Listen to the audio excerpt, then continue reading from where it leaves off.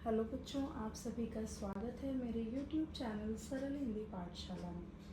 बच्चों, पिछली वीडियो में हम सभी ने तत्सम और तद्भव के विषय में पढ़ा है। आज का हमारा विषय है बच्चों मुहावरे और लोकोक्तियाँ। आज हम बच्चों मुहावरे के विषय में पढ़ेंगे। तो हम देख लेते हैं मुहावरे की परिभाषा। मुहावरे ऐसे स्थिर वाक्यांश या वाक्य होते हैं जिनका शाब्दिक अर्थ नहीं लिया जाता। ध्यान देना बेटा, शाब्दिक अर्थ नहीं लिया जाता बल्कि उनका विशेष भावार्थ होता है। ये भाषा को संक्षिप्त, प्रभावी और रोचक बनाते हैं। ठीक है, तो मुहावरे क्या होते हैं बच्चों? ये ऐसे वाक्यांश या वाक्य होते हैं जिनका शाब्दिक अर्थ नहीं होता है, उसका शाब्दिक अर्थ हम नहीं लेते हैं, बल्कि उसके अंदर क्या भाव निहित है उसको हम देखते हैं बेटा। और ये भाषा में क्यों प्रयोग किए जाते हैं मुहावरे? संक्षिप्त बनाने के लिए, प्रभावी और रोचक बनाने के लिए। ठीक है, इसलिए ये प्रयोग किए जाते हैं हमारी भाषा में, हिंदी भाषा में। चलिए अब हम कुछ महत्वपूर्ण उदाहरण देख लेते हैं बच्चों, जो अक्सर बोर्ड और प्रतियोगी दोनों ही परीक्षाओं में पूछे जाते हैं। सबसे पहला है बेटा कोल्हू का बैल। इसका अर्थ क्या है? बिना सोचे काम करते रहना। कोल्हू का बैल क्या होता है बच्चों?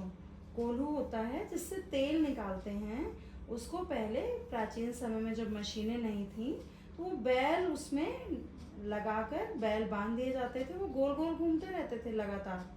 तो इसी तरह जब हमारे गांव की भाषा में बोला जाता है कि बिना सोचे समझे कोई काम लगातार कर रहा है तो उसको कहते हैं क्यों कोल्हू के बैल की तरह लगे हो। ठीक है बेटा, तो यहाँ देखो भाव लिया गया।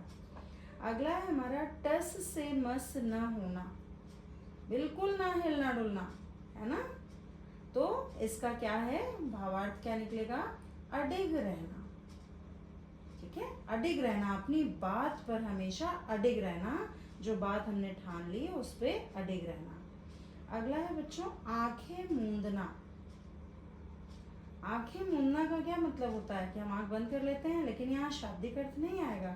इसका भाव है बेटा ध्यान न देना, किसी बात पर ध्यान न देना। तो लोग कहते हैं क्यों आंखें मूंदे बैठे हो, है ना, मतलब वो ध्यान नहीं दे रहा पर्सन, इसलिए कहा जा रहा है क्यों आंखें मूंदे बैठे हो। अगला है पत्थर दिल।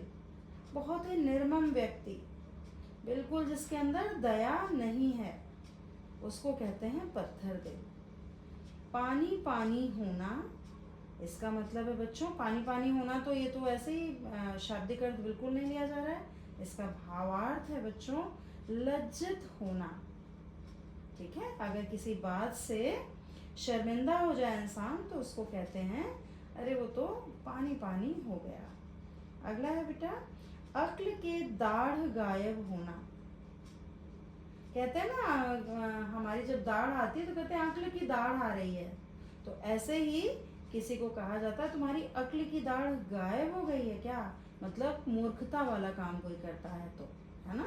तो मूर्ख होना, इसका भावार्थ क्या बना? मूर्ख होना। अगला है बच्चों त्रिया चरित्र खेलना। ये त्रिया चरित्र देखिए क्या है शब्द, और इसका क्या बन रहा है भावार्थ? धोखे से काम निकालना। कोई जब धोखे से काम निकालता है तो उसको कहते हैं लोग कि तुम त्रिया चरित्र मत खेलो, मतलब धोखा मत दो। नेक्स्ट है बच्चों शिगुफा खिलना। विलक्षण घटना का घटित होना। शिगुफा खिलना मतलब कोई बहुत ही बड़ी बात हो जाना, विलक्षण घटना हो जाना। ठीक है, नेक्स्ट है शेख चिल्ली के इरादे।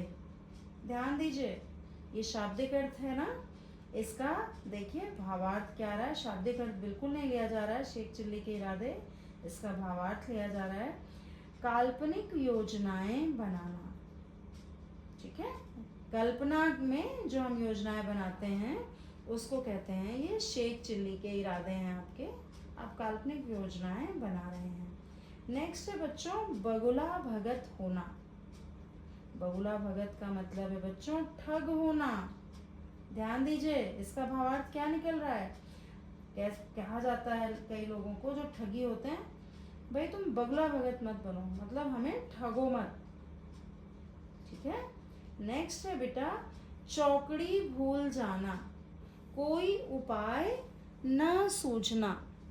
जब कोई उपाय नहीं सूझता है तो उसको कहा जाता है बच्चों चौकड़ी भूल जाना।